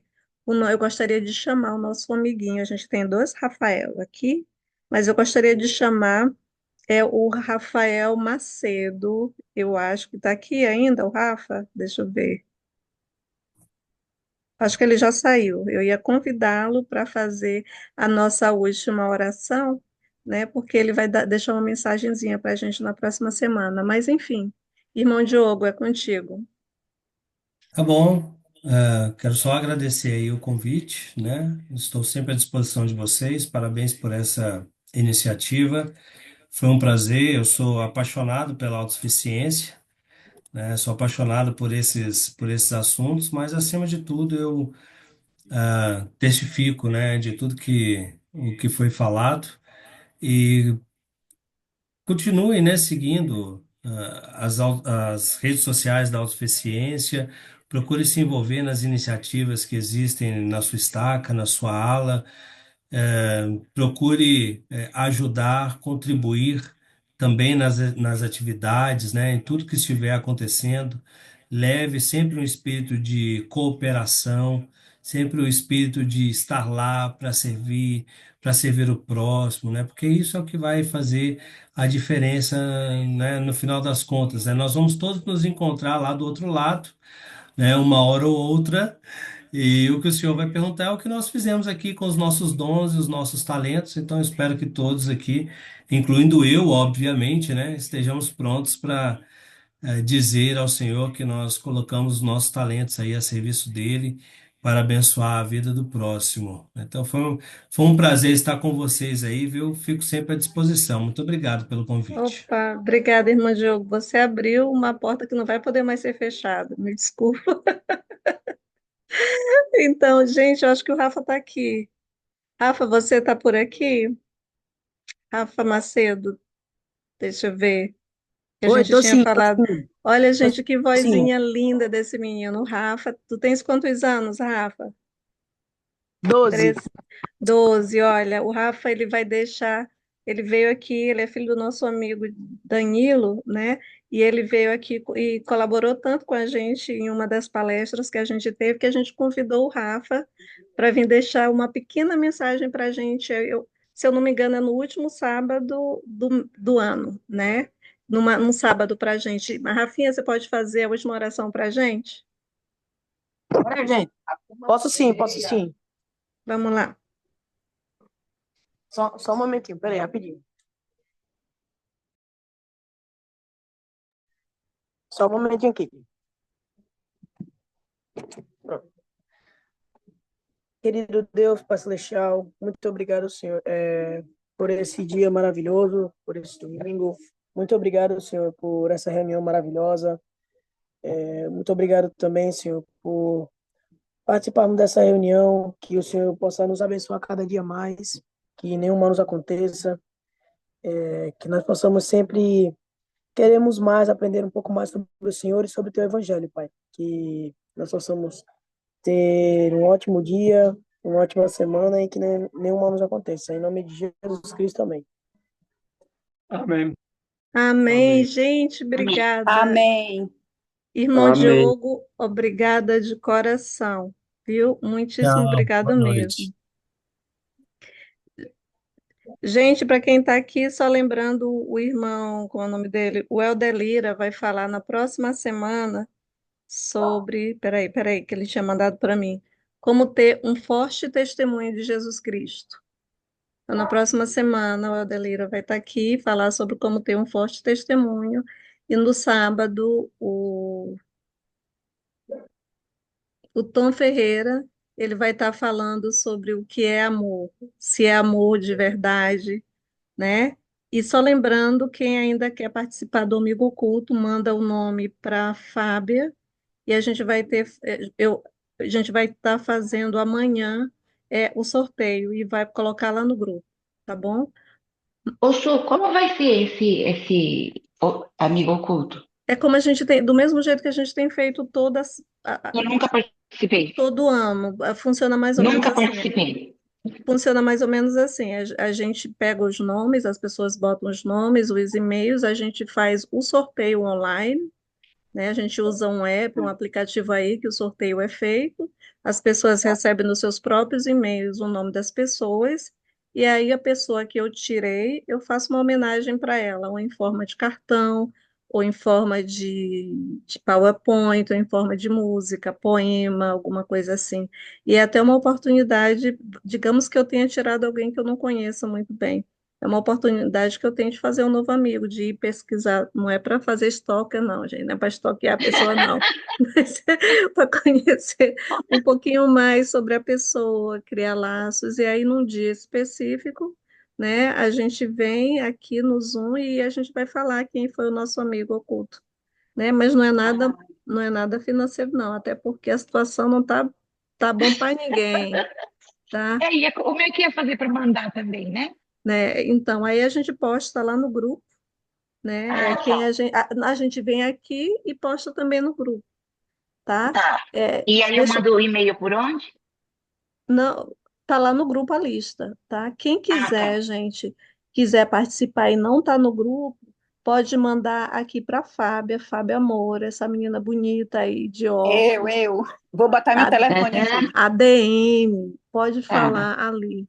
Deixa eu ver quem está nos visitando. Patrícia, gente. A Patrícia ela vai ser a nossa primeira palestrante de sábado do próximo ano. A Patrícia veio aqui, arrasou há umas 2 ou 3 semanas atrás. E, Patrícia, a gente teve um monte de feedback no privado, que você arrasou, mulher.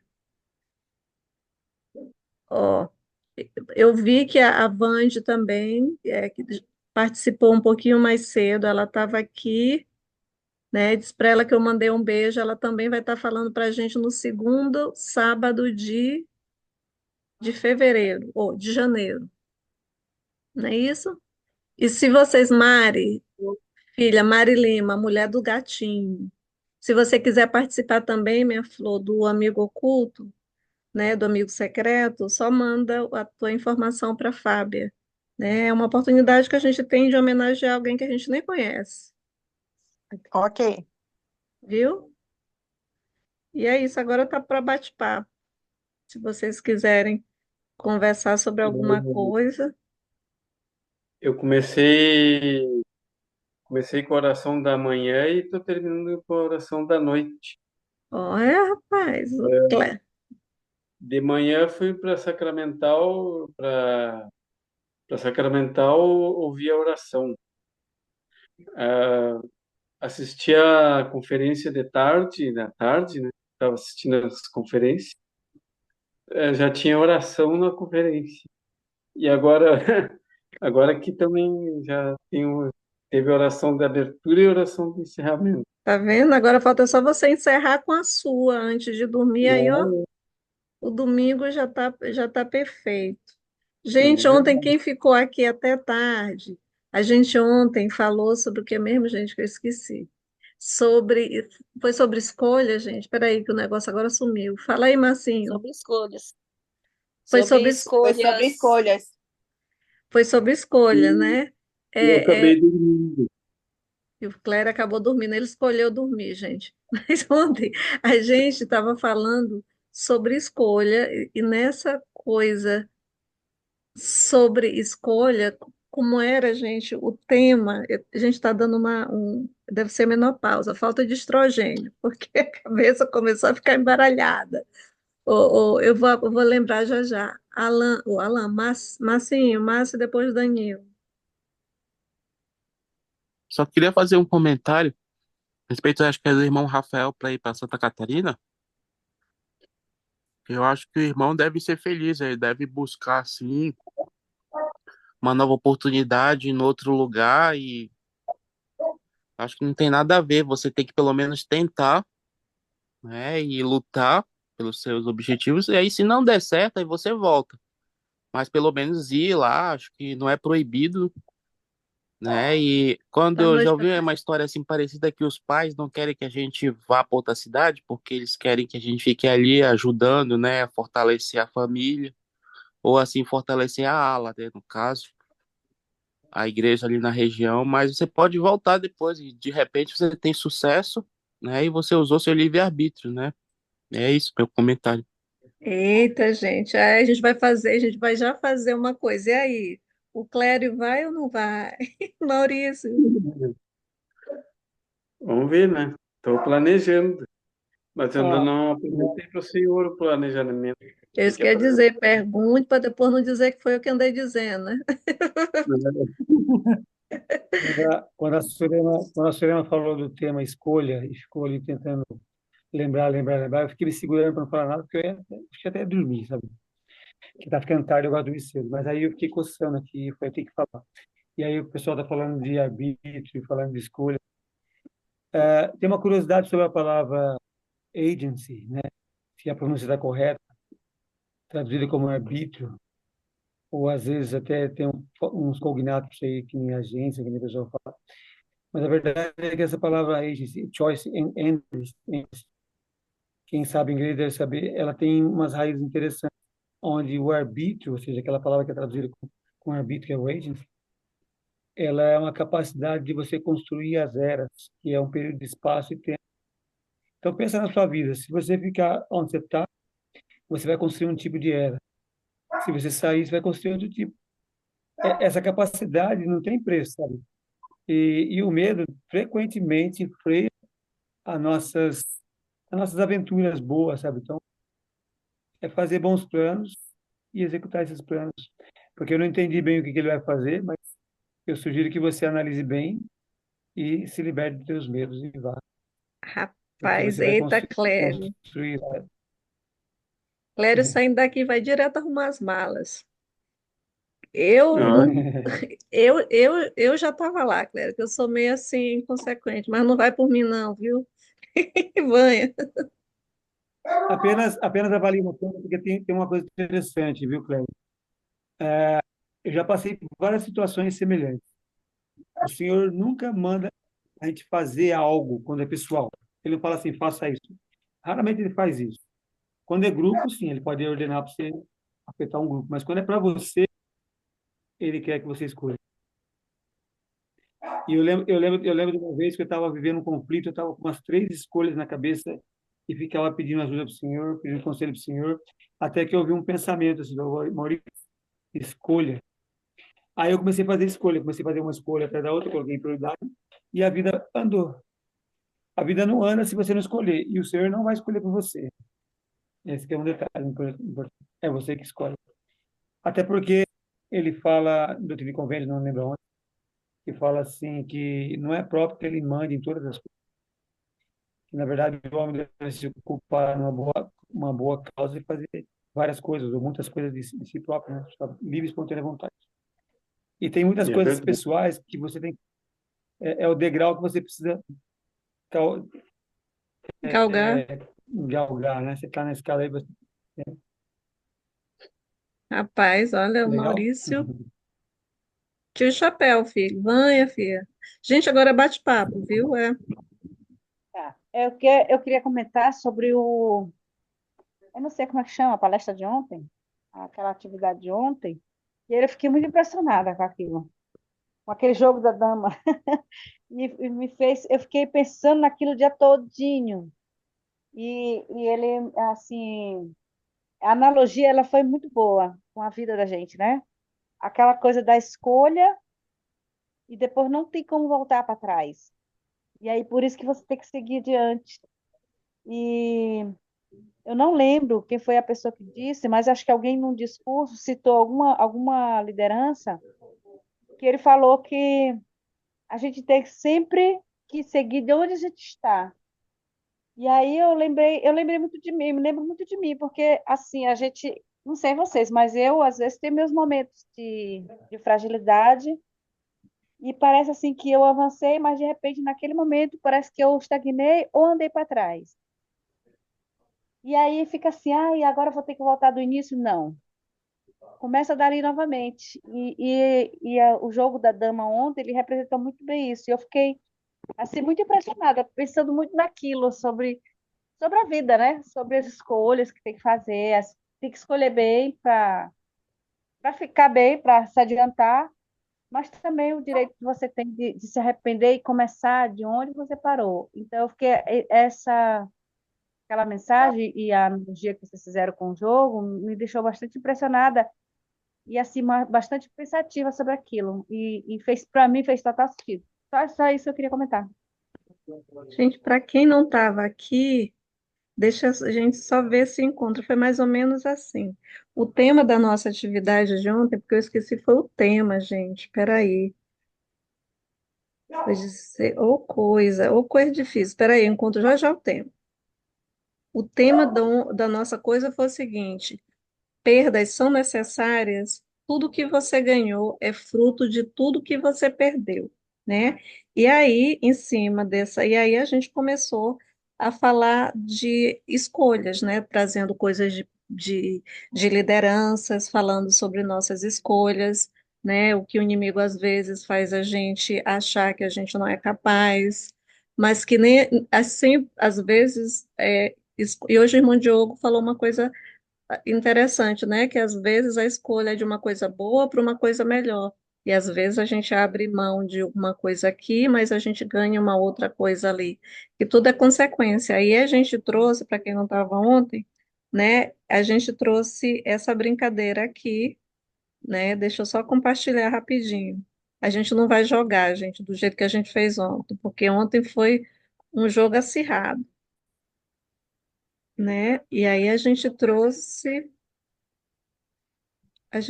isso aqui, tá? Vou já já ir. Aí a gente trouxe isso aqui, aonde tinha uma pessoa jogando, né? E isso aqui a gente fez uma associação com a nossa vida, com as nossas escolhas. Aqui eu sou eu, a Surema, com as minhas escolhas, né? Eu vou escolher para a direita, ou eu poderia escolher para a esquerda, mas toda escolha minha, ela tem uma consequência. E a consequência é baseada na escolha que eu fiz. Aqui o sistema está escolhendo para mim, né? Então foi mais ou menos isso. Eu tenho uma escolha e eu vou vivendo a minha vida, né? Aqui, por exemplo, eu quero mexer essa pedra para a esquerda ou para a direita, mas se eu clicar nela, o sistema não me deixa, né? O sistema me obriga necessariamente a escolher a pedra que eu vou ter que comer, né? Então, às vezes, a gente quer fazer uma escolha e a gente não pode, porque o universo, entre aspas, ele já está respondendo para a gente de acordo com as nossas escolhas. E nesse tipo de dama, eu não posso voltar para trás, eu não posso comer para trás, entendeu? Quer dizer, eu não posso voltar aqui, tá vendo? Se eu clico nessa preta, eu não consigo comer essa pedra para trás. Eu sempre tenho que seguir para frente. Então, a nossa analogia foi mais ou menos isso, de escolhas, né? Mas foi bem interessante a coisa.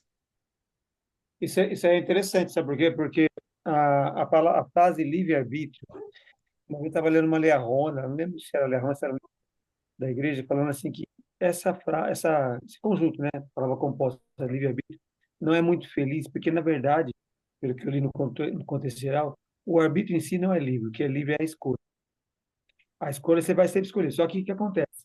A cada escolha existe consequência. Eu vou dar um exemplo que eu usei hoje nas aulas para os jovens. Se você está no avião e tem lá dois paraquedas e você tem que saltar, tem o principal e o secundário, lá, o reserva. E você escolhe saltar sem nada. Você deixa os dois paraquedas e pula. Então, a tua escolha, que era livre, você fez e o arbítrio deferiu o quê? Uma consequência estranha, porque você vai cair lá embaixo, ou você vai morrer, ou vai ficar espatifado, certo?